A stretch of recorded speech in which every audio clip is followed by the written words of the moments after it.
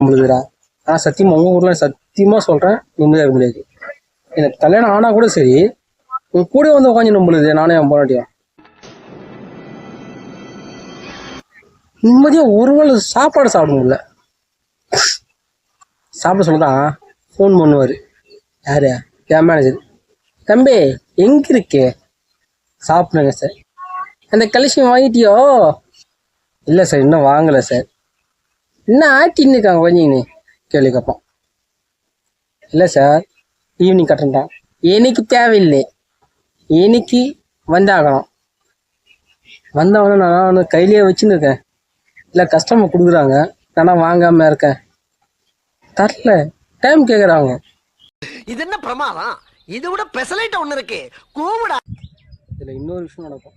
Field இருப்போம், phone பண்ணுவார் பிடிங்கி. தம்பி எங்கே இருக்கு?